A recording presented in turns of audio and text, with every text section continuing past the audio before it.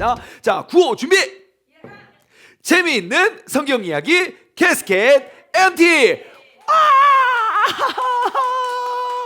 예, 감사합니다. 이렇게 힘차고 격렬한 박수를 쳐주셔서 너무너무 감사합니다.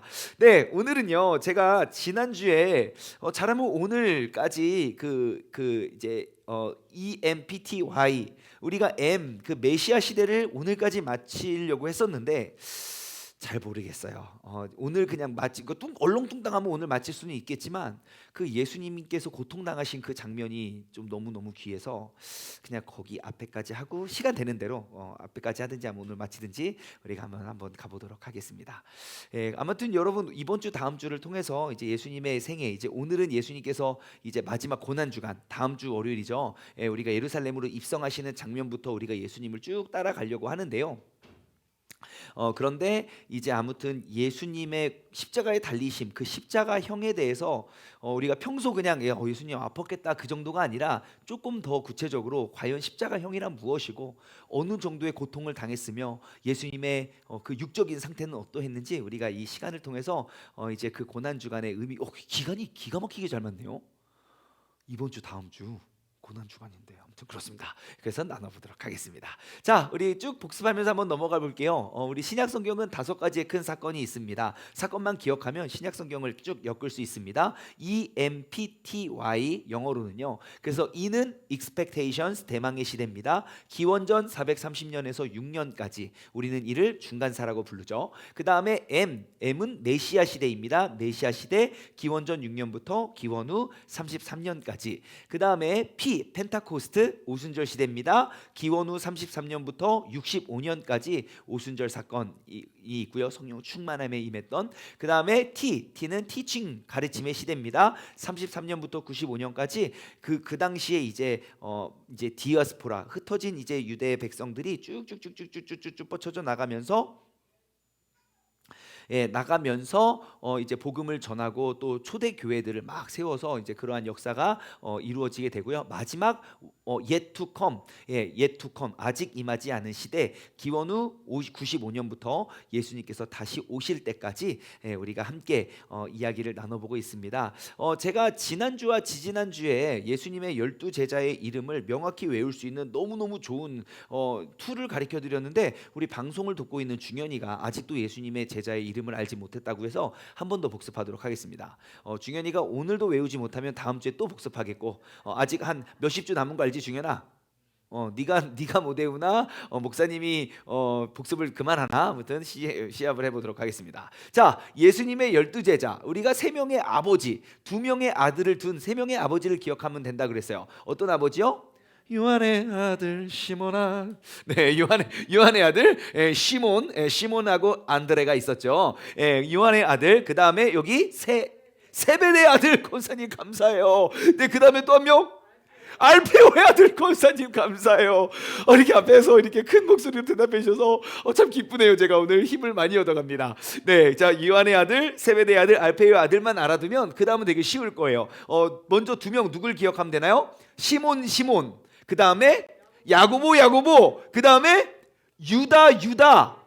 예, 맞아요. 여기까지만 외우면 벌써 6명 끝났어요. 그 시몬 베드로고요. 그 다음에 열심당원이었던 시몬. 이 둘은 형제는 아닙니다, 여러분. 제자들인데 이 아버지 계열만 형제입니다. 그리고 큰 야고보, 작은 야고보가 있죠. 그리고 그 작은 야고보의 형제가 이제 유다. 여기는 가룟 유다 아니고 여기가 가룟 유다입니다. 제가 가룟 유다를 여기 둔 이유는요, 가롯 유다의 아버지 이름이 시몬이에요. 이 사람은 아니지만 시몬의 아들 가롯에 사는 유다예요. 그래서 가롯에 있는 유다고 여기는 다데오고 다른 이름이 유다입니다. 그래서 6명 끝났어요. 자, 그러면 요한의 아들 시몬 베드로 동생 누구예요? 안드레아. 안드레 있고요. 야고보의 형제는 또 누구죠?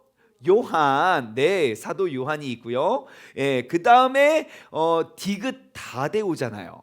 그래서 디귿으로 시작하는 제자 누구지? 중현아? 2글자? 도마. 다 외웠네. 자, 도마예요. 자, 그 다음 마로 시작하는 제자 누구지? 유명한 사람이 있는데 신약 성경에 복음서를 쓴 사람이 있어요. 마가 말고 마태. 역시 천재예요. 자, 그다음에 마태의 다른 이름이 레위고요. 그 마태고 그 미음 다음 비읍이잖아요. 그래서 두 글자 빌립 그다음에 바돌로메오 이렇게 해서 12명의 제자를 다 외웠기 때문에 우리 중현이만 한번 복습을 해 보도록 하겠습니다. 자, 예수님의 12제자 3명의 아버지를 기억하라고 했어요. 누구하고요? 중현아, 난 널 보고 있어요.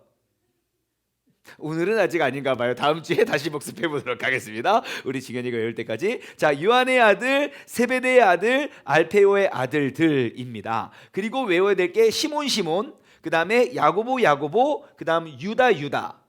6명 끝났어요. 그 다음에 베드로의 동생 안드레 유명하죠. 그 다음에 야고보의 형제 요한, 사도 요한, 그리고 도마, 다데오니까 디귿, 도마, 마로 시작해서 마태, 미음 다음 비읍이 빌립, 그 다음에 바돌로메 이렇게 해서 12명의 제자. 우리 지쌤 다 외우셨죠? 우리 계속 다 외울 때까지 우리 복습할 겁니다. 사랑이도 알지? 진원 알지? 너희가 다 외울 때까지 계속 복습할 거예요. 자, 오늘의 본문 말씀 이어가도록 하겠습니다. 앞서 말씀드린 대로 오늘은 이제 예수님께서 예루살렘에 입성하시는 모습. 그러니까 다시 말해 다음 주, 이번 주 돌아오는 주일이 종려주일이거든요. 그래서 이제 이따가 그 종려주일에 대한 설명도 드리겠지만, 예수님께서 영광 받으실 때가 이제 가까웠습니다. 요한복음 12장 하면 이제 우리 새벽 예배를 따라오신 분들이라면 요한복음 12장, 13장, 14장 쭉 내용이 그려지시죠? 놀랍고 신기한 일이에요. 그래서 여러분 새벽 예배 나오면 너무너무 좋습니다. 아니 사실 뭐 매일매일 큐티하면 너무 좋습니다. 큐티 본문을 가지고 가니까. 네, 여러분 예수님께서 이 땅에 오신 이유는요, 죽기 위해서 오셨습니다. 죽기 위해서 오셨고, 예수님께서 왜 이렇게 잔인하고, 제가 오늘 아니면 다음 주, 아마 다음 주가 되지 않을까 싶은데, 예수님의 당하신 그 고난에 대해서, 그 고통에 대해서 그냥 뭐 십자가에 달려서 못을 박히면 뭐 박혔나 아프겠다 이거이지만, 여러분 그 손에 못이 박힌다는 것은 무엇을 의미하는지, 여기에 모든 동맥과 모든 혈관들이 모여지는 곳이거든요. 여기에 못이 박혔을 때 어떠한 고통이 오는지 다음 주에 나눠드리도록 하겠습니다. 그리고 사람이 십자가에 달리면 몸이 처지겠죠. 근데 왜 십자가에 박을까요? 꼼짝도 못하게요. 왜요? 꼼짝할 때마다 모든 혈관이 뚫려 있는 곳에서 엄청난 고통이 오겠죠. 근데 몸은 계속 아래로 처지겠죠. 그래서 어떻게 합니까? 다리에다가도 못을 박는 거예요. 예고편 다음 주에 좀 더 깊이 나눠드리도록 하겠습니다. 자, 아무튼 예수님께서는 죽기 위해 이 땅에 오셨고, 아직 이 이야기를 하려고 그랬어요. 그럼 왜 예수님은 그렇게 고통스럽게 돌아가셔야만 했습니까? 우리의 죄 때문이에요. 우리의 죄 때문인데 왜 죄를 예수님이 그렇게 하겠습니까? 간단합니다. 예수님께서 그렇게 고통스럽게 돌아가시게 하는 것이 하나님께서 이 땅에 예수님을 보내신 뜻이기 때문입니다. 예수님은 그 아버지의 뜻을 이루기 위해서 내가 그 고통의 길이라면, 나에게 맡겨주신 그 사명과 그 뜻을 이루기 위해선 예수님은 마다하지 않고 그 길을 걸어가셨다는 겁니다. 그러면 하나님의 자녀이고 하나님의 백성인 우리에게는 그러한 하나님의 특별한 사명이 있을까요, 없을까요? 이거는 고통을 말씀드리는 게 아니라, 우리를 먼저 택하여 부르신 그 아버지 하나님의 나를 향한 특별한 사명이 있다 없다? 있다는 거예요. 한번 물어볼까요? 여러분에게 맡겨준 사명은 무엇입니까? 여러분, 우리가 이 사명감 없이 우리가 신앙생활 한다면 우리는 너무너무 우리를 택하여 부르신 그러한 특권을 우리는 누리지 못한 채 그렇게 정말 부끄러운 그리스도인이 될 수밖에 없다는 사실을 꼭 기억하시기 바라요. 그래서 주님께서 내게 맡겨주신 그 사명은 무엇인가? 예수님께서는 이 땅에 죽기 위해 오셨는데, 예수님의 죽으심으로 하나님 아버지에 대한 완전한 순종의 삶을 딱 마치시고 내가 다 이루었다 하고 가시고, 우리가 유명한 사람으로 사도 바울도 그렇죠. 내가 달려갈 길을 다 마치고 나의 믿음을 지켰다 그랬어요. 그렇다면 하나님께서 우리를 부르시고 택하신 그 주님의 사명을 우리가 잘 붙잡고 감당하며 나아가고, 아직까지 내게 맡겨진 사명이 무엇인지 모르면 여러분 그 사명을 주님께 구했으면 좋겠어요. 내게 맡겨진 사명. 뭔지 아십니까? 내 심장이 뛰는 곳이 나에 맡겨진 사명일 확률이 커요. 예, 정말 예를 들어 어딘가에 이렇게 예를 들어 길거리에 어려운 사람을 봐요. 그냥 다 보고 지나갈 거예요. 하지만 나의 시선이 머무는 곳이 내게 맡겨주신 사명일 확률이 커요. 자꾸 눈에 띄거나 내가 그 일을 생각할 때 점점 이 심장이 뛰거나 하나님이 우리 안에 그 센서를 주셨거든요. 예, 마음에 뛰는 뭐 그거 해야 됩니다. 예, 그걸 해야 됩니다. 예, 그래서 그 사명에 대해서 우리가 잘 생각했으면 좋겠고, 예, 아무튼 하나님께서는 예수님을 통해서 세상의 모든 죄를 속하시고 그리고 세상 모든 사람들이 가야 할 그 죄와 사망과 그 지옥 영원한 지옥 형벌에서부터 우리를 구해 주시는 그러한 사명을 감당하시게 된 거죠. 그런데 그 로마의 십자가형이 정말 수치스러운 죽음이기도 하고요. 그리고 정말 큰 굴욕과 아시죠? 예수님 옷 다 벗기고 그거 다 찢어서 나눠 갖고 보통 옷에 십자가에 매달려서 옷을 찢어 가져요. 왜냐하면 이제 모래도 그 사람 어차피 죽으니까 예, 그 모래도 우리가 챙겨갈 거 다 이제 챙겨가는데 예수님의 옷이 너무 허름하기도 하고 그거 찢으면 돈이 안 되니까 제비뽑기에서 그거 가져가게 해요. 예, 예수님은 옷도 다 벗겨지셨고 그리고 또 극도의 고통도 당하시게 되었고 예, 그러한 일들이 일어나게 되었죠. 하지만 그 신약 성경 말씀을 따르면요.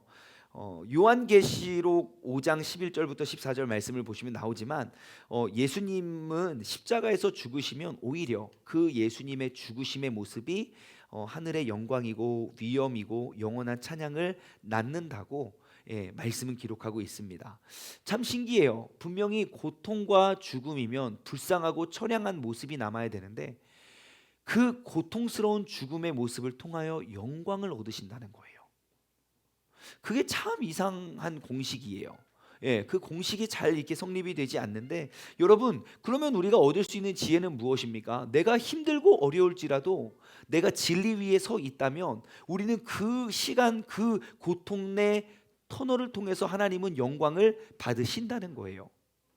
내가 죄악된 길에 머물러서 우리가 죄에 대한 책임을 받는 게 아니라 우리가 진리와 의로운 길에 섰을 때 내가 당하는 고통은 하나님께서는 그 고통을 통하여 오히려 영광과 위엄과 영원한 찬양을 받으신다는 그러한 과정임을 여러분 기억하시기 바랍니다.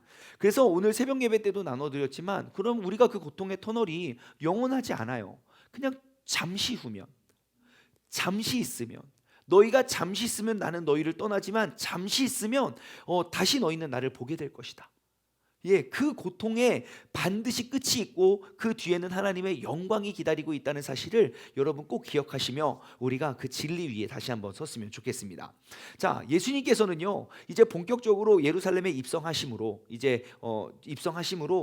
내가 이 땅에 죽기 위해서 왔다. 그리고 나는 이 땅을 이제 모든 것을 성취하고 나는 하나님께 돌아간다. 나의 아버지께로 간다는 것을 직접적으로 계속 이야기하십니다. 계속 가르치시면서도 많은 이제 무리들이 또 많은 핍박과 어려움이 있음에도 불구하고 예수님은 그 사명을 계속 나누시죠. 여러분 우리에게 맡겨진 사명이 있거들랑 모든 사람들이 반대하고 모든 사람들이 아니라고 말해도 내가 하나님께 받은 그러한 사명이 있다면 여러분 나누시기 바랍니다. 이것이 내가 이 교회에 온 목적이고 이것이 내가 당신을 찾아온 목적이고 내게 주어지고 내게 맡겨진 사명을 우리가 예수님처럼 우리가 증거했으면 좋겠습니다. 자, 다음 사건 한번 나눠볼까요? 자, 애니메이션이 아직 안 끝났어. 삐용삐용삐용 때라릉 때르릉 뭔가 막 움직여요, 그죠? 계속 움직여요. 한참을 움직일 거예요. 자, 함께 읽어볼까요? 시작. 예수님께서 종려주일에 다윗의 자손으로 예루살렘에 입성하시다. 아멘, 아멘. 예, 이제 마태복음 21장의 내용입니다. 이제 예수님께서 마지막 그 고난 주간이라고 불리는 그 마지막 한 주간을 보내기 위해서 이제 예루살렘으로 입성하십니다. 이 사복음서의 모든 저자들은요, 이제 종려주일 그 예수님께서 예루살렘에 입성하시는 그 내용을 모든 사복음서에는 다 기록을 하고 있습니다. 그런데요, 참 신기해요. 여기에 기록되어 있는 이 나귀를 타고 예루살렘에 입성하시는 그 모습이 이미 스가랴서 9장 9절과 10절에 기록이 되어 있다는 거 아십니까? 말씀 찾아주시겠어요? 스가랴서 9장 9절과 10절입니다. 학계 뒤에 스가랴 9장 9절과 10절. 스가랴 9장 9절 10절.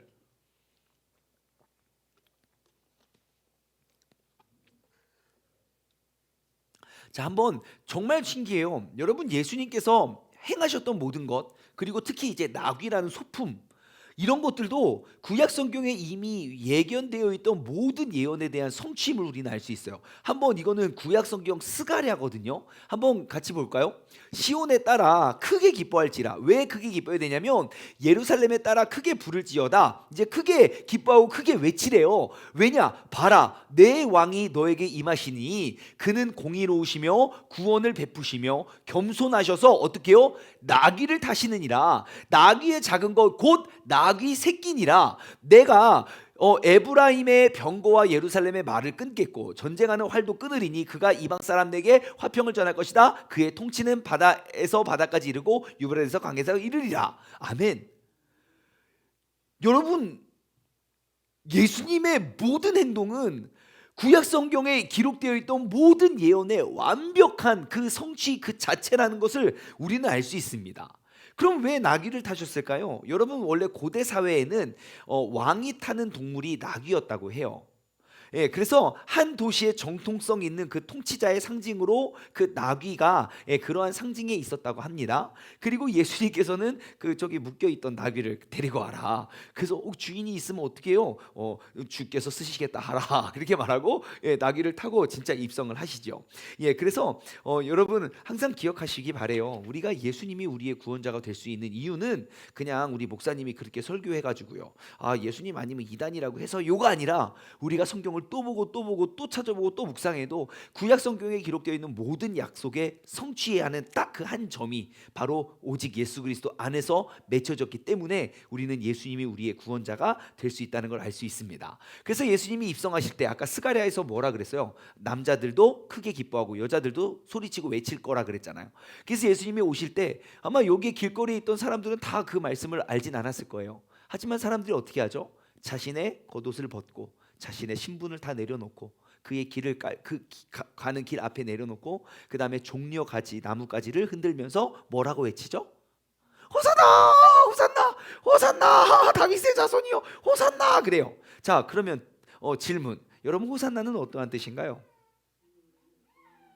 예, 주여 우리를 구원하소서, 우리를 구원해 주소서. 예, 호산나 여호와여 우리를 구원해 주세요라고 외치는 그러한 일들이 있었죠. 그래서 여러분 우리 그 캐스켓 차트에 보시면 이 나귀 타고 입성하시는 예수님의 모습을 우리는 바라보면 우리는 금방 기억할 수 있습니다. 자, 다음입니다. 자, 함께 읽겠습니다. 시작. 예수님께서 성전 뜰에서 공개적으로 가르치시다. 네, 그 성전의 뜰, 우리가 옛날에 이 캐스켓을 통해서 솔로몬 성전에 대해서, 아니 솔로몬 성전이 무너지고 더 큰 헤롯 성전이 지었고 뭐 이방인의 뜰, 성전의 뜰, 이런 거 나눠봤죠. 예, 아직 기억이 안 나신다고요? 걱정하지 마십시오. 우리 캐스켓 느린 버전 끝나면 빠른 버전으로 또 복습하고 또 복습할 겁니다. 우리 모두가 성경을 다 꿰 때까지. 자, 그래서 아무튼 예수님께서 이제 예루살렘에 도착해서 그 성전의 뜰에 모이셔가지고 공개적으로 이제 가르치십니다. 성전에 딱 들어갔는데 성전에 사람들이 뭐라고 있나요? 다들 기도하고 예배드리고 사모함으로 간절한 마음으로 주님께 기도를 하고 있었지요?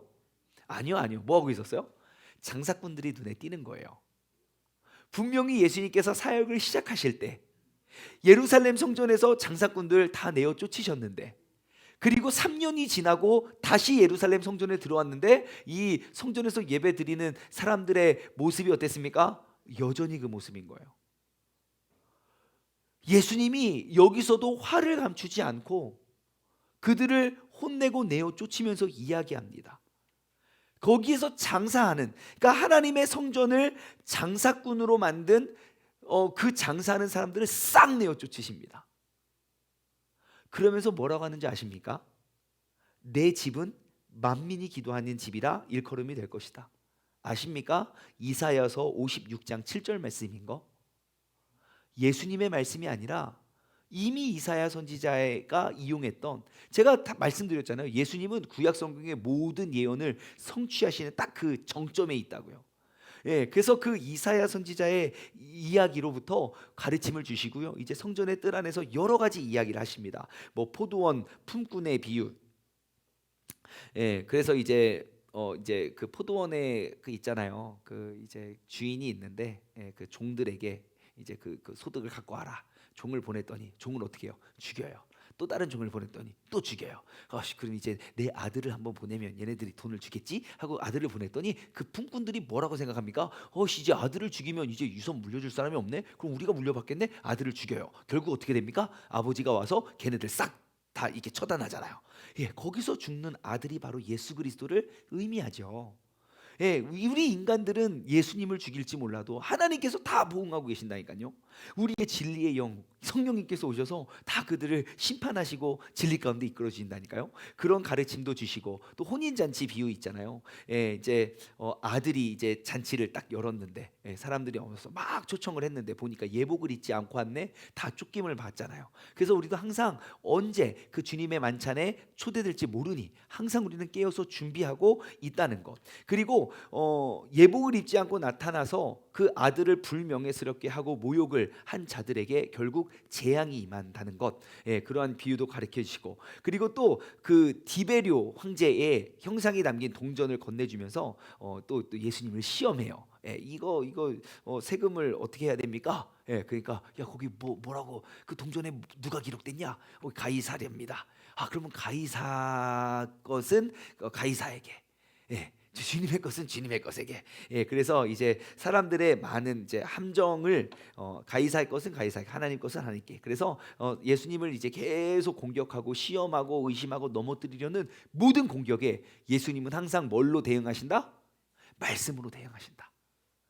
예수님이 사역을 시작할 때 마귀가 직접 찾아와서 예수님을 시험할 때도 예수님은 뭘로 대항하신다? 말씀으로. 이르시되 기록되었으되 기록되었으되. 그러니까 우리가 항상 우리의 마음에 우리의 신앙생활의 가장 기초와 기본은 뭐가 돼야 된다? 하나님의 말씀이 돼야 된다. 그래서 지금 나는 평생 신앙생활 20년 하면서 성경을 몇 독했다? 지금부터 해도 늦지 않습니다.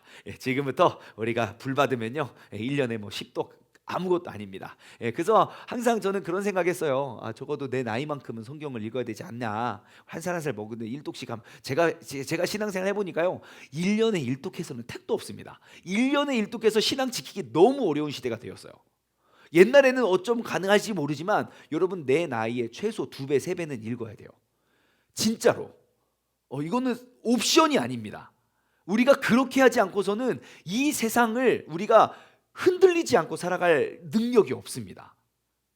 예수님이 마귀의 공격에서 어떻게 대항했냐고요. 주님 아니요 말씀으로 선포하고 막 이기면 된다니까요. 그러니까 여러분 계속 하나님의 말씀을 우리의 삶의 마음속에 새겨 넣으시기를 다시 한번 부탁드리고, 아무튼 우리의 삶을 항상 말씀으로 채워야 된다는 것, 그것은 성경으로부터 배운 신앙이에요. 그냥 교회 목사님이나 교회 분위기에서 이 교회는 1년에 1독해요 그러지 말고 진짜 예수님께서 모든 어려운 시험과 상황과 모든 함정들을 말씀으로 헤쳐나갔다면, 그리고 예수님이 말씀하신 것 하나님이 있기 때문에 하나님의 본체이시기 때문에 직접 내가 새로운 가르침을 줘도 되지만 예수님께서 항상 구약에 기록되어 있는 말씀을 성취해 가셨단 말이에요. 그러니 우리가 삶으로 말씀을 채워 넣으시길 주님의 이름으로 소망합니다. 말씀으로 채웁시다. 인사 나누세요. 네, 우리 유튜브를 통해서 보시는 분들도 서로 인사 나누세요. 말씀으로 가득 채우시기 바랍니다. 자, 그래서 예수님께서는 이제 또 이렇게 쭉 가르치셨고요. 다음 거 한번 나눠볼까요? 좀 빨리 나가는 것 같지 않습니까? 자, 함께 읽어보겠습니다. 시작. 예수님께서 종말과 자신의 영광 중에 돌아오실 것을 이제 가르치십니다. 이제 그 마지막 때와 그리고 이제 예수님께서 다시 영광 중에 돌아오실 것들을 이제 가리키십니다. 예수님께서 이제 성전 뜰에서 떠나실 때 제자들이 헤롯이 지은 저 헤롯 성전 그 아름다운 건물을 이제 건물들을 보라고 합니다. 그러니까 예수님께서 마가복음 13장 2절 말씀엔 이렇게 기록하고 있어요. 예수님은 이 엄청난 어마어마한 성전 한번 보세요. 헤롯 성전은 솔로몬의 성전보다 훨씬 컸거든요. 우리가 참고 자료 보여드리지만, 그래서 예수님께서 이렇게 말씀하십니다. 돌 하나도 돌 위에 남지 않고 다 무너뜨리라. 그리고요 기원 후 70년에 성전이 완전 파괴됩니다. 그 어마어마하고 위대한 성전이 완전 파괴가 됩니다. 예, 그리고 예수님께서는 그 이후에 이제 그 예루살렘에서 나오셔서 감람산에 이제 제자들을 불러 모으시고 이제 쭉 감람산에서 이제 제자들을 그 종말에 대해서 쭉 가르쳐 주십니다. 그래서 우리는 이것을 감람산 훈화, 그러니까 다시 말해 훈화는 교훈이거든요. 그래서 감람산 훈화로 불려지는 그 장면이 나와요. 예수님께서 이제 제자들에게 본격적으로 가르쳐 주십니다. 이제 나는 얼마나 고통스럽고 잔인하게 이제 죽게 되고, 하지만 그것이 이제 끝이 아니라 나는 다시 아버지께로 돌아가고, 그리고 너희들은 이 땅에 남겨진 나의 증인이 되어야 된다고 예수님께서는 신신당부를 하십니다. 예, 그래서 항상 마태복음 24장 14절 말씀이에요. 마태복음 24장 14절 말씀. 이 천국 복음이 모든 민족에게 증언되기 위해서는 온 세상에 전파되리니 그제야 끝이 오니라. 좋은 말씀이니까 한번 읽어갈까요? 시작. 이 천국 복음이 시작.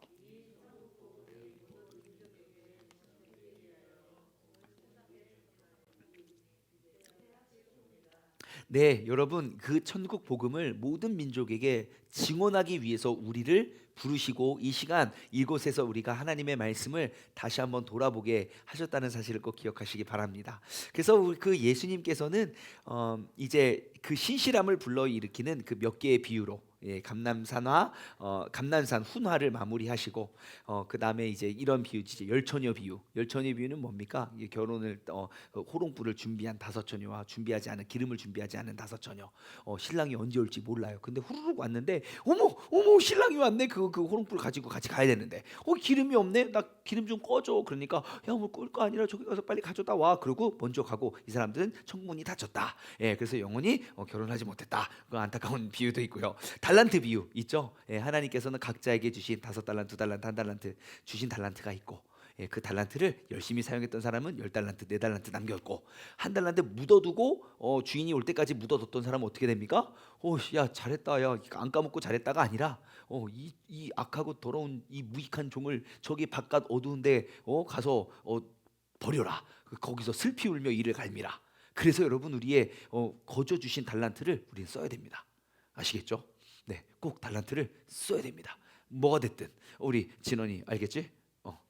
너에게 주신 달란트를 꼭 사랑이도 좋아요. 네, 우리 달란트를 안 쓰고 하나님 만나러 가면 혼날 수도 있어요. 달란트 비유도 하고 그 다음에 이제 양과 염소의 비유도 말씀하시죠. 예, 양 이쪽 염소 저쪽 이렇게 딱 거르는 그런 것도 하고, 예, 그래서 이제 다 모두들 그 심판의 날, 심판의 때의 모습을 우리에게 경고하고 계시는 거예요. 그러니까 우리가 이런 말씀을 통해서 우리는 지혜를 얻어야 돼요. 예, 그냥 거자 어느 한 지점에 머물러 있는 것이 아니라 우리가 끊임없이 말씀을 통해서 나의 잘못된 신앙을 점검하고 돌아보고 계속 고쳐갈 수 있는 우리 모두가 되었으면 좋겠습니다. 자, 다음입니다. 함께 읽어볼까요? 시작. 예수님께서 유월절 마지막 식사를 제자들과 지키시다. 이제 유월절 이 마지막 날 밤이 돼도 옛날에는 그냥 그랬구나 이지만 이제는 뭔가 좀 뭔가 기억나는 사건들이 좀 많이 있지 않습니까? 예, 요즘에 우리가 요한복음을 통해서 그 유월절 마지막 그 만찬에 대한 일들을 우리가 구체적으로 살펴보고 있어서 참 좋은데 말씀을 한번 볼게요. 자, 시작. 이 잔은 내 피로 세우는 새 언약이다. 그래요. 예, 정말 거룩한 의식이죠. 예수님의 그 흘리신 피와 또 남겨주신 그러한 삶의 모습을 우리가 잘 담기 위해서, 기억하고 기념하기 위해서 이제 성찬식을 거룩한 그 성찬식을 갖도록 하시면서 우리에게 또 이런 것들을 또 가르쳐 주시지요. 이제 마지막 시간이 정말 다가왔습니다. 예수님께서 죽음을 정말 앞둔 그 마지막 날, 예수님은 제자들을 불러 모아서 그 유월절 만찬을 즐깁니다. 우리가 잘 알고 있듯이 그 마가의 다락방에 모여서 이제 유월절 식사가 이루어지게 되고요. 그 식사 중에 예수님께서 갑자기 그 겉옷을 벗으시고 수건을 허리에 차시고 무릎을 꿇고 준비한 그 물 양동이를 가져다가 일일이 그 제자들의 발을 씻기시게 됩니다. 그래서 이제 그 발들을 씻으시면서요, 이제 정말 하나님의 아들이 종이 되는, 정말 이제 세상적인 관점으로는 상상할 수도 없고 이해할 수도 없는 그러한 일을 행하시면서 주님께서는 진짜 섬김이 무엇이고 우리가 나눠야 할 사랑이 무엇인지를 우리에게 잘 가르쳐주고 계십니다. 그래서 예수님께서 그 세족식 제자들의 발을 다 씻은 다음에 어떠한 계명과 그리고 어떠한 약속을 당부하시는지 우리는 알죠. 어떠한 계명을 주십니까? 내가 새 계명을 너희에게 주노니 서로 사랑하라. 내가 너희를 사랑한 것 같이 너희도 서로 사랑하라. 그러면서 그 앞전에 세족식을 마치고 주님께서 또 뭐라고 하시냐면 내가 너희에게 행한 것처럼 나는 너희에게 본을 보였다. 그러니까 너희가 이대로 해라. 요한복음 13장 14장의 내용이에요.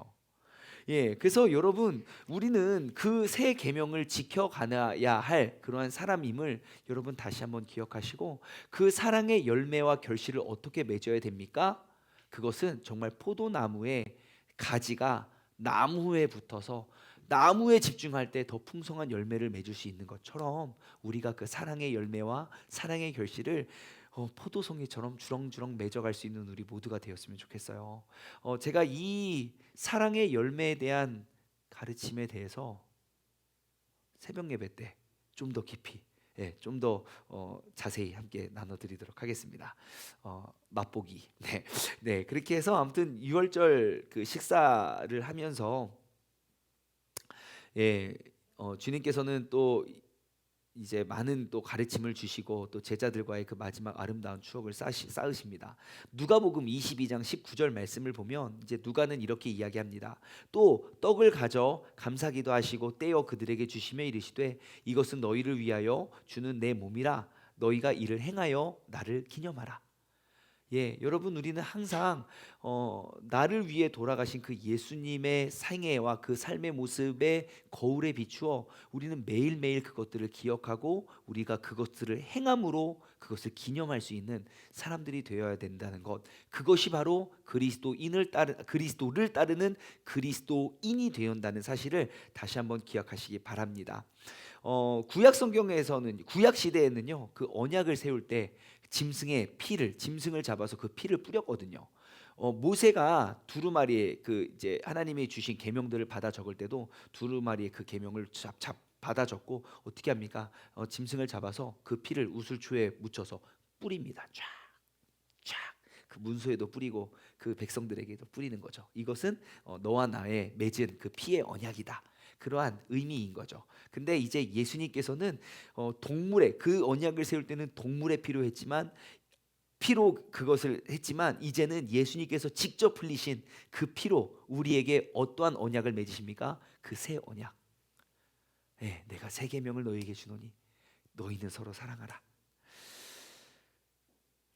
그러면서 이제 또 피도 잔도 나누시죠. 너희가 다 이것을 마시라. 이것은 죄 사함을 얻게 하고 많은 사람을 위하여 흘리는 바 나의 피 곧 나의 언약의 피다. 그래서 여러분 우리 캐스켓 차트에 보시면 여기 이제 떡과 잔의 그림을 여기 이렇게 준비해 놨다는 것 기억하시기 바랍니다. 굉장히 숨가쁘게 왔고 진도가 많이 나갔어요. 한숨 쉬고 그 다음에 이제 다음 거 우리가 이어갔으면 좋겠습니다. 한숨을 한번 쉬어볼까요? 어떻게 쉴까요? 아닙니다. 이러면 뭔가 마음이 더 저기 하는 것 같고, 자 스트레칭을 한번 해보죠. 자 오늘도 앞으로 손을 쭉 빼시고,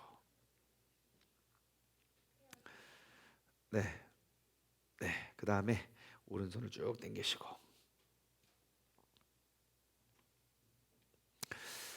영상을 통해서 보시는 분들도 지금 스트레칭 타임입니다. 한번 쭉 하시고, 우리 고난이도 기술을 한번 해볼까요? 자 오른손을 위로 넘기시고요. 왼손으로 이걸 잡아주시는 분 이렇게. 자 이거 되셔야 됩니다. 잘 안 되시거들랑 이렇게 깍지를 잡으시면 되겠습니다. 어때요? 우리 권사님 성경에 능통해가지고 몸에 놀라운데요. 우리 권사님 반대쪽도 되시나요? 우와! 우리 권사님께 박수. 어떤 권사님인지 굉장히 궁금하시죠? 궁금하시면 다음 주에 오시면 요 자리에 앉아 계신 권사님, 아마 다음 주에도 요 자리에 앉아 계실 것 같아요. 여러분 궁금하시거들랑 지금 영상을 통해서 함께 하고 계시는 분들 궁금하시거들랑 오셔서 요 자리에 앉으시면 그 놀라운 권사님, 성경에도 능통하시고 스트레칭에도 능통하신 우리 놀라운 권사님을 경험하실 수 있게 됩니다. 우리 길 되니? 돼? 진원이 돼? 좋아 좋아, 아주 좋습니다. 자, 우리 조금만 더 하고 오늘 마치도록 하죠. 자, 다음입니다. 함께 읽어볼까요? 시작. 예수님께서 겟셋마네에서 아버지께 기도하시다. 그런데 문제는 뭡니까? 제자들은 잠들다. 예, 제자들은 잠이 듭니다. 이렇게 우리 3년 동안 쫓아다녔던 주님의 마음을 헤아리지 못하는 놀라운 사람들이에요. 이런 생각을 했어요. 예수님의 제자들이 여자였다면 아마 같이 밤을 새워 기도를 하지 않았을까. 그죠? 왜냐하면 이 공감 능력이 너무 떨어져요, 남자들은요. 여러분, 예수님의 제자들도 공감하지 못했습니다. 그러니까 내 남편이 공감하지 못한다고 해서 원망하지 마십시오. 남자는 그런 존재입니다. 그죠? 근데 예수님도 이 제자들 막 쫓아다니면서 스트레스 주지 않으셨어요. 한번 가서 말리고, 야, 깨어서 기도해라. 내가 진짜 심령이 너무 너무 힘들어서 이제 죽을 것 같아 라고 말하고 가서 기도하시다가 또 왔는데 또 뭐 하고 있어요? 엄청 졸고 있어요. 어떻게든 잠을 깨려고 노력하고 있어서 에휴, 쯧쯧쯧 그러면서 그냥 가셨어요. 그러니까 우리 남자들 공감하지 못한다고 해서 너무 뭐라고 하지 마시기 바랍니다. 자, 아무튼 감람산에 있는 겟셋마네 동산으로 이제 향하십니다. 이제 예수님께서는 이제 십자가 달려 돌아가시기 직전에도 무엇을 하시죠? 하나님과 나와의 친밀한 교제, 그것을 놓지 않으십니다. 왜일까요? 하나님과 나와의 친밀한 교제가 끊어지면 나는 두려움에 그 십자가의 길을 갈 수 없기 때문이죠. 마귀의 입장에서 생각해 볼까요? 마귀의 목적은 뭡니까? 하나님과의 나와의 관계를 잘라내는 겁니다. 그게 유일한, 그리고 변치 않는 마귀의 전략입니다. 각 사람에 맞게, 각 사람마다 맞게끔 이러한 저러한 유혹과 미혹거리를 던져놓고 스스로 하나님으로부터 돌아서게 만듭니다. 우리는 그것을 두 글자로 우상이라고도 하죠. 여러분, 어떠한 우상이든지 예를 들어 막 도박은 위험하고 게임 중독은 안 위험하다? 절대 그렇지 않습니다. 영적인 시각으로 보면 도박이든 게임 중독이든 다를 게 없는 거예요. 세상의 죄의 크기는 다르겠죠. 형벌의 크기는 다르겠죠. 하지만 하나님과 나와의 관계를 잘라버리는 그것이 무엇이 됐든 그것은 다 나의 삶의 하나의 우상이 될 수 있다는 것입니다. 그래서 예수님은 그 제자들에게 마지막까지 권면하는 건 무엇입니까? 너희는 깨어 기도하라는 거예요. 내가 주님과 나와의 그 기도는 하나님과의 대화이고 그리고 내 영적인 호흡이에요. 그러니까 내 영이 살아있기 위해서는 끊임없이 내 기도가 호흡해야 내가 믿음으로 내 안에 있는 그 영적으로 우리는 승리할 수 있는 힘을 얻을 수 있어요. 그래서 매일매일 새벽 예배가 중요한 거예요. 어떻게든 나와서 계속 영적으로 이렇게 호흡을 하니까 살아나거든요. 기도는 하나님과의 대화예요. 그러니까 여러분 하루 종일 사시면서 내 안에 영원히 거하실 그 성령님께 계속 물어보세요. 하나님, 저 오늘 수요예배 갈까요 말까요? 가는 게 좋겠죠? 그렇게 계속 물어보세요. 하나님, 오늘 수요예배 가면 목사님 어떤 이야기 해줄까요? 오늘 이 사람 보면 내가 무슨 얘기 해줄까요? 막 물어보세요. 그럼 막 지혜도 떠오르고 막 할 말도 생각나고 할 일도 생각나고 막 그래요. 그러니까 계속 주님과의 대화의 끈을 여러분 놓지 마시기 바랍니다. 예수님이 사역을 시작하실 때 40일 동안 아무것도 안 하고 하나님과 독대했어요. 광야는 정말 풀 한 폭이 없는 곳이에요. 물 한 방울 없는 곳이에요. 오직 하나님만 계시는 곳이에요. 그리고 모든 사역을 마치시고 그 잡히시기 전날 밤 그 새벽까지 예수님은 하나님과의 그 친밀한 교제를 향해서 겟셋마네 동산에 나아가셨다는 사실을 기억하시고, 우리도 하나님과의 그 교제가 없으면, 요즘 여러분 정말 힘들죠. 요즘 제가 이분 저분 이렇게 통하고 연락해 보면 정말 작은 일이고 정말 이게 별일 아닌 것처럼 보여져도 그것이 내 안에 심겨지면 하나님과의 교제가 끊어지면 그게 너무 크고 무거운 거예요. 그래서 제가 오늘도 어느 성도님과 함께 통화를 하면서 요즘 좀 어떠세요? 그러니까 막 이래 저래 힘들어요 그래요. 그래가지고 제가 그러면서 이제 저한테 하시는 말씀, 내가 예전에는 영적으로 좋으면 정말 이거 그냥 이 정도는 그냥 이겨냈을 것 같았는데 지금은 제가 이런 거에도 걸려 넘어져 있어요 그러더라고요. 예. 그러니까 정말 작은 것이에요. 근데 그 작은 것 속에 우리가 하나님과 나와 내가 가지라면, 내가 그 영적인 열매를 맺기 위해서라면 우리가 그 나무에 더 집중할 수 있는 우리 모두가 되었으면 좋겠습니다. 오늘 이 저녁에 다시 한번 여러분, 하나님과 나와의 그 교제, 나의 그 관계는 잘 이루어져 가고 있는지 끊어졌는지 여러분 점검하시기 바랍니다. 자, 그래서 예수님은 기도하십니다. 뭐라고 기도하십니까? 아버지여, 만일 아버지의 뜻이거든 이 잔을 내게서 옮기시옵소서. 그러나 내 원대로 마시고 아버지의 원대로 되기를 내가 원하나이다. 그 기도의 제목은 무엇입니까? 기도의 목적은 무엇이에요? 나를 통하여 아버지의 뜻이 이루어지는 거예요. 여러분, 기도는 바로 그러한 것이에요. 아버지의 뜻이 무엇인 거다 상관없이 내 뜻만 이루어지게 해달라고 내 뜻만 계속 이야기하고 이루어질 때까지 이야기하는 게 기도가 아니라고요. 그런 기도를 계속하니까 우리가 영적으로 성장할 수가 없는 거예요. 여러분, 기도는 나의 뜻이 있지만 할 수 있거든. 이 잔을 내게서 옮기시옵소서가 나의 뜻이지만, 하지만 그러나 내 원대로 마옵시고 아버지의 원대로 되기를 원하나이다. 기도의 시작과 기도의 외침이 뭡니까? 나는 주님의 가르침에 순종하겠습니다가 기도의 시작이 돼야 돼요. 어떻게든 주님 주님 능치 못함이 없으신 주님, 모든 것 구하면 들어주신다고 계속 들어줄 때까지만 그거 하면은 뭐 들어주실 수도 있어요. 들어줄 수도 있어요. 하지만 내 믿음이 자라진 않을 거예요. 요즘 5살 된 제 딸이 요즘 그렇게 해요. 본인이 하고 싶은 게 있는데 안 돼, 울어제껴요. 막 이렇게 해요. 막 얼레고 달래고 타이르고 막 협박하고 해도 안 통해요. 그러면 그냥 그거 들어줍니다. 예, 예, 그냥 들어줘요. 그럼 또 좋다고 아빠 최고라고 그래요. 예, 자기 조금만 들어주면 자기가 원하는 게 너무 분명해요.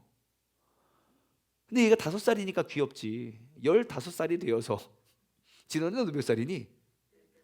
진원이가 아빠 나 초콜릿 주세요. 안 돼. 그럼 어떻게 해야 됩니까? 돌봐줘야 됩니다. 그죠? 15살짜리가 그러면 귀엽지도 않고 징그럽지도 않고 무섭습니다. 어머 얘가 왜 이래? 그죠? 예, 그럴 일을 가지고 그러면 그렇지만, 예, 그렇죠. 그러니까 우리가 영적으로도 그래요. 내가 기도의 시작은 정말 하나님께서 내게 부어주시는 그 복으로 말미암아 내가 그 기도의 시작은 될 수 있지만, 내가 1년, 2년, 5년, 10년 신앙생활 했는데 여전히 왜 하나님 빨리 들어주세요 그러면 안 됩니다. 그래서 하나님이 안 들어주시는 거일 수도 있어요. 왜냐? 내가 순종이 기도의 시작임을 우리가 알게 하는 것, 여러분 꼭 기억하시기 바래요. 그래서 예수님께서는 그게 나의 모든 고통과 나의 모든 아픔과 그런 것들을 겪어가는 그러한 것일지라도 그것이 아버지의 뜻이면 내가 능히 감당하겠습니다 라는 그 순종의 자세로 우리가 나아갔으면 좋겠습니다.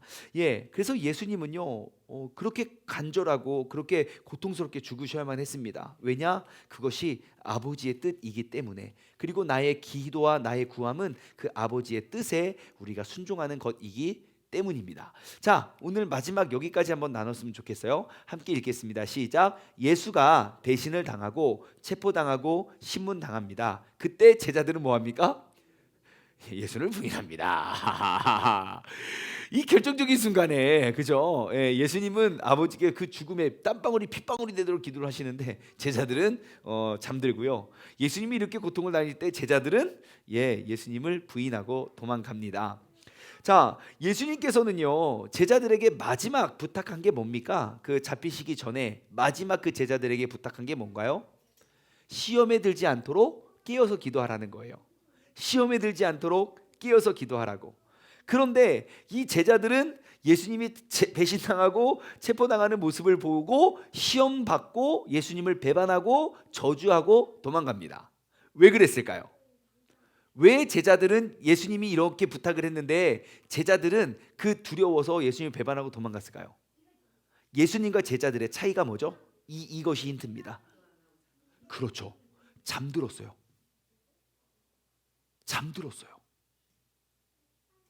내가 깨어있지 못하면 아무리 옆에서 닥달하고 부탁을 해도 잊어요. 제가 옛날에 그랬어요. 중학교 때 설교만 시작하면 잠이 들더라고요. 정말 놀랍게 잠들었어요. 제가 중학교 때 생활이 어땠겠습니까? 근데 제가 주님을 만나고 고등학교, 대학교 때 내가 꿈을 정하고 이렇게 나아갈 때 똑같은 사람에게 똑같은 설교를 듣는데도 잠들지 않더라고요. 그리고 어려운 환란이 왔을 때 견뎌낼 수 있겠더라고요. 근데 정말 놀라운 건 뭔지 아십니까? 제가 그 중학교 때 잠들면서 들었던 설교가 다 내 몸 어딘가에 심겨져 있더라고요. 그래서 여러분, 우리 자녀들이 교회 가면 너무 어떻게 창피하게 맨날 자냐, 목사님 맨날 편에서 자냐, 괜찮습니다. 예, 이 들릴 때가 있습니다. 그러니까 안 자는 게 제일 좋지만 들릴 때를 위해서라도 우리가 꼭 나오셨으면 좋겠어요. 자, 그래서 이제 예수님은 여러분 항상 기억하십시오. 예수님과의 하나님과의 그런 교통, 그 소통이 너무너무 중요한 것. 그리고 이제 마지막 경고를 하실 때 가룟 유다가 이제 무리를 끌고 와서 예수님에게 예수님을 잡아갑니다. 내가 손에 입을 맞추는 그가 바로 그다. 그러면서 왜냐하면 그 강도들은 예수님의 얼굴도 잘 모를 거 아니에요. 그래서 이제 가룟 유다가 선생님 안녕하십니까 하면서 입맞춤을 하고 깜깜한 밤 횃불이니까 막 잘 사람을 구분하지 못할 때가 있잖아요. 그래서 이제 예수님을 가는데 예수님을 확 잡아가려고 하니까 베드로가 곧 요 몇 시간 전에만 해도 내가 주님 내 목숨을 바쳐서 주님께 배신하지 않겠습니다. 그랬는데 갑자기 예수님이 딱 잡혀가는 뭐야 하더니 베드로는 항상 고기를 잡았던 사람이잖아요. 얼마나 회를 잘 뜨겠습니까, 그죠? 그래가지고 칼을 꺼내서 샥 사람 귀만 싹 잘라요. 왜 그랬을까요? 위협하는 거죠. 내가 네 귀를 잘랐다는 건 네 목을 자를 수도 있다는 것을 정말 얼마나 무섭습니까? 샥 했는데 귀가 진짜 무섭잖아요. 그러면 이게 위협을 했어요. 근데 예수님 뭐 합니까? 귀가 싹 떨어지니까 떨어진 귀를 가져다가 붙여요. 이렇게 기도하고 붙여요. 그러면 그 정도의 기적을 봤으면 나는 엎드려서 예수님 믿겠어요. 그죠? 근데 그는 믿지도 않아요. 근데 그 사람의 이름이 뭔지 아십니까? 그 귀 잘린 그 종. 예? 말고. 말고예요, 말고. 그래서 오늘 으라차차 안시 방송에서 제가 이 말고가 정답이었어요. 그래서 이제 그 5고개를 했거든요. 질문을 하면서 뭐 1번 질문 마지막 만찬, 뭐 2번 질문, 뭐 종, 3번 질문 이렇게 해서 아무튼 쭉쭉쭉 해서 정답이 말고예요. 근데 이 마지막 만찬에 뭐 이게 뭐 귀가 잘리고 뭐 이게 그 쭉 갔더니 베드로 아니면 말고더라고요. 두 명이 나오는데 베드로 아니면 말고예요. 그래서 우리가 힌트를 줬죠. 유명한 사람 아니다. 정답은 유명한 사람 아니고 우리 유명한 사람 너무 쉬워서 정답은 다른 사람이다 했더니 정답이 말고였어요. 그래서 베드로 말고 그랬더니 그리고 노래를 들었는데 댓글에 그래서 베드로 말고 정답이 뭐냐고요. 정답이 뭐냐고요. 베드로 말고 뭐냐고요. 여러분 말고예요. 말고. 그 예수님 잡으러 왔을 때 귀 잘렸다가 예수님이 붙여준 그 종의 이름이 말고. 요한복음에만 나옵니다. 그것도 그 공간복음에는 안 나오고요. 그래서 아무튼 말고가 이런 일들이 있었었고요. 그리고 예수님은 그 밤중에 안나스에게 끌려가고 대제사장인 가야바에게 이제 호송되어서 산헤드린 공회 앞에 신문을 받게 됩니다. 만장일치로 사형, 십자가형을 처하라 라는 것입니다. 죄목은 무엇입니까? 자신이 유대인의 왕이고 성전에 들어가서 해가 되는 말을 했고 성전을 파괴시키려는 그런 의도가 보여졌다. 그러면서 이제 쭉 그의 죄목을 이야기하죠. 그래서 그 당시 이제 최고의 재판장에게 또 끌려가고 또 호송되고 하면서 예수님은 계속 이제 힘없이 그렇게 끌려다니고 고통을 받습니다. 예수님이 그렇게 고통을 당하시고 있을 때 예수님이 막 주먹으로 그 사람들이 그 로마의 군사들이 그러니까 십자가형을 집행하는 그런 잔혹한 병사들이 주먹으로 그의 얼굴을 치고 침을 뱉고 조롱하고 채찍을 치고 하는 그 내가 믿고 내가 따랐던 그 예수라는 하나님의 아들이라는 분이 너무너무 힘없이 연약하게 당하고 있는 모습을 보고 베드로는 어떻게 합니까? 배반을 합니다. 그러니까 나에게 두려움이 찾아오면 믿음이고 뭐고 선생님이고 뭐고 안 보이는 거예요. 하나님의 뜻이고 뭐고. 하지만 제가 지난 그 새벽 예배 때도 말씀드렸지만 베드로가 배반을 할 수 있었던, 그러니까 베드로가 배반을 했던 결정적인 이유는 저는 이거라고 봐요. 예수님의 시선이 느껴지지 않았기 때문이에요. 아마 예수님이 고통을 당하시면서 계속 베드로랑 눈이 마주쳤으면 베드로는 주님 따랐을걸요. 아마 주님의 시선이 나에게 멀어지면 우리는 배반하고 맙니다. 그것은 베드로만 그런 게 아니라 우리 모두도 그렇습니다. 우리의 인생도 그렇습니다. 주님의 시선이 느껴지면 아무리 힘들어도 맞아, 주님께서 나를 보고 계시고 주님께서 분명히 나를 도와주실 거야, 나를 절대로 버리지 않을 거야 라는 그 믿음의 확신이 있는데, 그 주님과의 시선이 멀어졌을 때는 두려움이 큰 거예요. 그러니 여러분, 어려움과 환난 속에서 꼭 그 주님을 바라보시기 바랍니다. 우리가 배반하지 않고 돌아서지 않을 수 있는 가장 결정적인 힘이 됩니다. 그리고 나서 베드로가 예수님과 눈이 딱 마주쳤을 때 회개하잖아요. 다 기울고 그 주님의 말씀이 기억나서.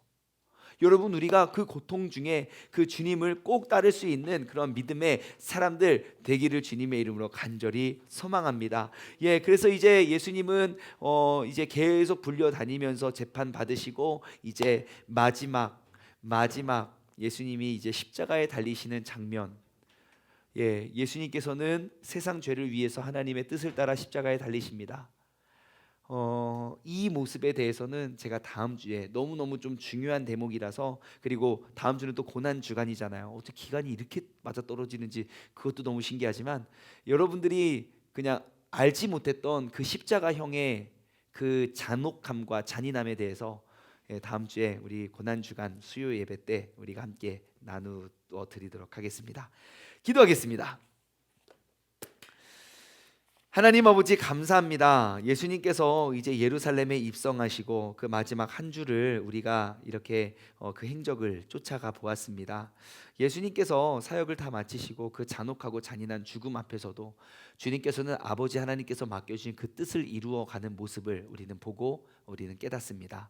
하나님, 우리는 내 눈앞에 어떠한 크고 중요한 문제라고 생각하는 것이 눈앞에 보이면 우리는 어떠한 것도 눈에 보이지 않고 하나님의 어떠한 뜻도 우리는 붙잡으려고 하지 않고, 우리는 그 문제만 가지고 그 열매만 가지고 우리는 씨름을 하지만, 정말 문제 앞에서 우리가 더욱더 풍성한 열매를 맺기 위해선 그 나무에 집중해야 된다는 사실을 다시 한번 돌아 기억합니다. 아버지 하나님, 주님께서 나를 이 땅에 이렇게 이 저녁에 그리스도인으로서 또 성경 공부하는 사람으로서 우리를 부르신 그 주님의 목적을, 그 사명을 우리가 기억하고 늘 주님과 나와 시선이 마주치고 주님과의 관계가 기도로 인해서 끊어지지 않고, 항상 모든 시험과 여건과 환난과 어려움을 예수님은 말씀으로 대항하시고 말씀으로 이기신 것 같이, 하나님, 우리의 삶에 그 말씀이 가득 채워져서 모든 어려움과 문제들을 하나님의 말씀으로 풀어갈 수 있는 그런 지혜로운 사람 되게 하여 주옵소서. 감사드리오며 이 모든 말씀 살아계신 예수 그리스도의 이름으로 기도드리옵나이다.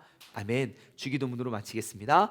하늘에 계신 우리의 아버지여, 이름이 거룩히 여김을 받으시오며 나라에 임하옵시며 뜻이 하늘에서 이루어진 것 같이 땅에서도 이루어지리이다. 오늘날 우리에게 일용할 양식을 주옵시고, 우리가 우리에게 죄 지은 자를 사여 준 것 같이 우리 죄를 사여 주옵시고, 우리를 시험에 들게 하지 마옵시며 다만 악에서 구하옵소서. 나라와 권세와 영광이 아버지께 영원히 싸움나이다. 아멘. 아멘, 아멘. 오늘도 수고하셨습니다. 다음 주 이 시간 우리 예수님의 고난에 대해서 함께 나눠보도록 하겠습니다.